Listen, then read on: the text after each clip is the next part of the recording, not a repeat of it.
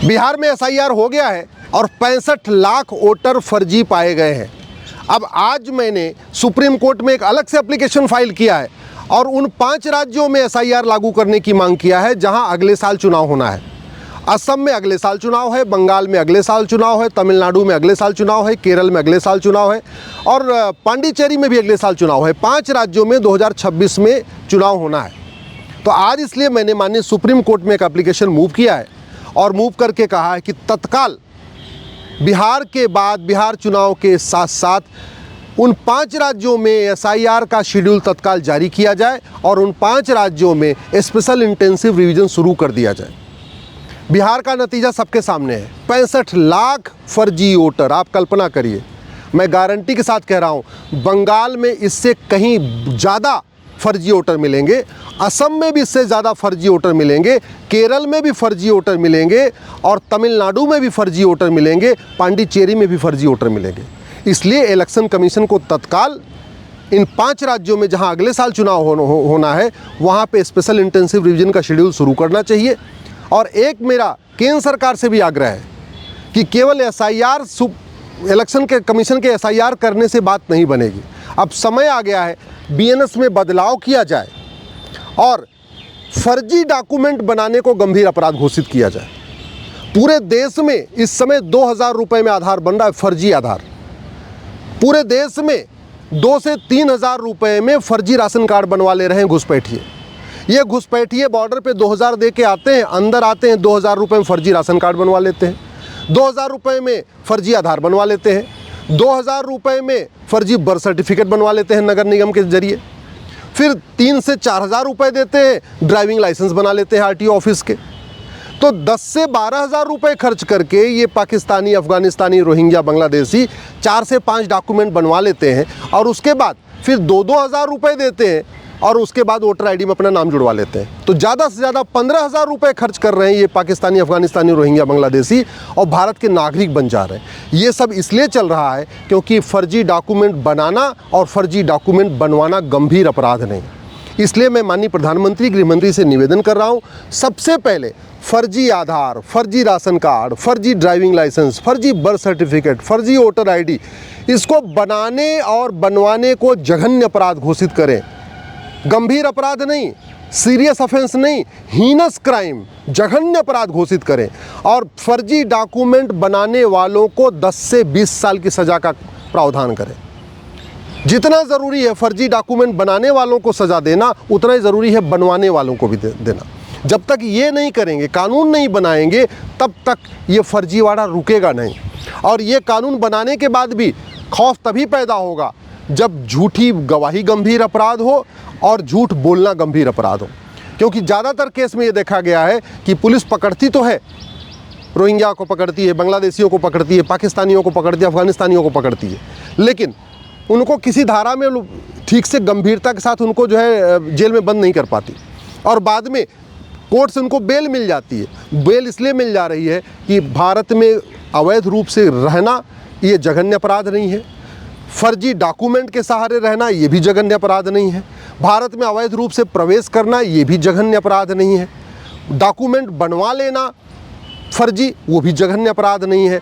तो न घुसपैठियों को कोई ढंग से सज़ा हो रही है, न घुसपैठियों के मददगारों को कोई सज़ा हो रही है। भारत में हज़ारों की संख्या में ऐसे एनजीओ हैं जिनको विदेशों से फंडिंग आ रही है केवल और केवल घुसपैठियों को यहाँ बसाने के लिए, उनको सेटल करने के लिए, और वो सारा खेल उनको फंडिंग आ रही एफसीआरए के ज़रिए।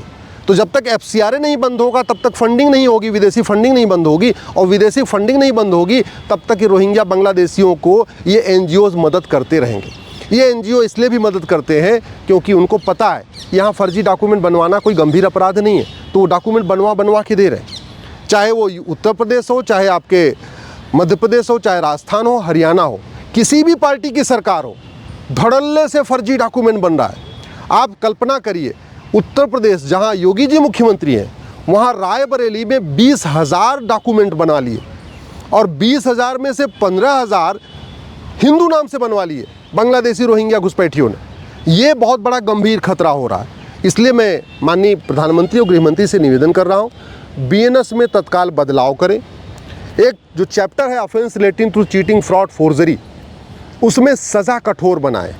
फर्जी डॉक्यूमेंट बनाने वालों को, जो सरकारी कर्मचारी हैं, चाहे वो नगर निगम के कर्मचारी हैं, चाहे आरटीओ ऑफिस के कर्मचारी हैं, या तहसील के कर्मचारी हैं, चाहे वो लेखपाल हैं या पटवारी हैं, या वोटर आईडी में नाम जोड़ने वाले बीएलओ हैं, जो भी सरकारी कर्मचारी किसी रोहिंग्या बांग्लादेशी घुसपैठिए का वोटर आईडी में नाम जोड़ रहा है, डॉक्यूमेंट बना रहा है, आधार बना रहा है, राशन कार्ड बना रहा है, उनके ऊपर कम से कम 10 से 20 लाख रुपए जुर्माना और 10 से 20 लाख रुपए सज़ा के लिए तत्काल कानून बनाना ज़रूरी है।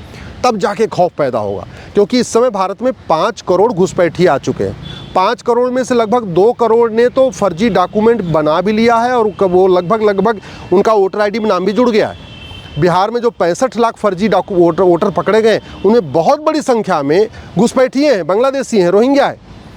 जो बिहार का सीमांचल वाला एरिया है, जो बॉर्डर वाला एरिया, अररिया हुआ, पूर्णिया हुआ, इवन दरभंगा वाला एरिया जो है, उससे समस्तीपुर है, हाजीपुर है, वहाँ पे पूरी जितने भी घुसपैठिए सबने डॉक्यूमेंट बनवा लिए, सबने वोटर आईडी में नाम जुड़वा लिया। तो समाधान यही है, एसआईआर इलेक्शन कमीशन को करना चाहिए, उसके लिए मैंने एप्लीकेशन फाइल किया है। लेकिन न सुप्रीम कोर्ट कानून को बदल सकता है, न इलेक्शन कमीशन कानून को बदल सकता है। कानून तो सरकार को ही बदलना पड़ेगा, पार्लियामेंट के ज़रिए बदलना पड़ेगा।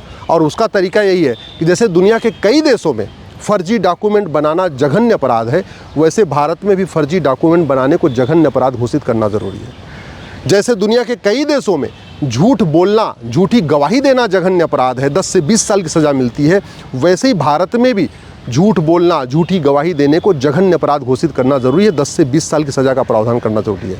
जैसे दुनिया के कई देशों में झूठ पकड़ने के लिए नार्को पॉलीग्राफ ब्रेन मैपिंग कानून बना हुआ है, वैसे ही भारत में भी नार्को पॉलीग्राफ ब्रेन मैपिंग कानून की ज़रूरत है। और एक बात मैं आपको बता दूं, एनआरसी करेंगे तो 5 करोड़ घुसपैठियों को पकड़ना मुश्किल है, क्योंकि घुसपैठिए जंगलों में छिप जाएंगे, पहाड़ियों पे चढ़ जाएंगे, नदियों के किनारे चले जाएंगे, कहाँ कहाँ ढूंढेंगे। और सबसे बड़ी बात भ्रष्टाचार, तो भ्रष्टाचार को जघन्य अपराध घोषित करना है। जो भी भ्रष्ट कर्मचारी इनकी मदद कर रहा है, उनको 10 से 20 साल की सज़ा देने और उनकी 100% प्रॉपर्टी जब्त करने, उनकी नागरिकता ख़त्म करने के लिए कानून बनाना ज़रूरी है। तब जाके ये घुसपैठियों का कारोबार रुकेगा। और एक इसमें चैप्टर जोड़ने की ज़रूरत है, ऑफेंस रिलेटिंग टू इन्फिल्ट्रेशन।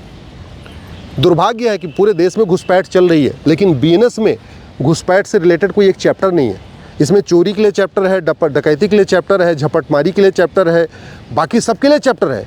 लेकिन घुसपैठ जो हमारी भारत की संप्रभुता के लिए खतरा है, हमारी राष्ट्र की सुरक्षा के लिए खतरा है, देश की एकता अखंडता के लिए खतरा है, जिसके कारण भारत की डेमोग्राफी बदल रही है, भारत का राष्ट्रांतरण हो रहा है, भारत की जो है पूरी तरीके से पॉलिटिकल सिस्टम चेंज होता जा रहा है, जिसकी वजह से घुसपैठिए तय कर रहे हैं कौन जीतेगा हारेगा, उसके खिलाफ इस बीएनएस में एक चैप्टर है ही नहीं है। इसलिए मैं माननीय प्रधानमंत्री और गृहमंत्री से निवेदन कर रहा हूँ, बीएनएस में बदलाव करके एक नया चैप्टर जोड़ें, ऑफेंस रिलेटिंग टू इन्फिल्ट्रेशन।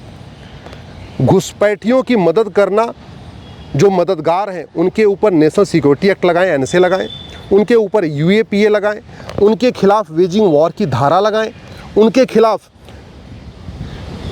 देशद्रोह की धारा लगाएं, उनकी 100% प्रॉपर्टी जब्त करें, उनकी नागरिकता ख़त्म करने, उनको आजीवन कारावास, फांसी के लिए प्रावधान करें।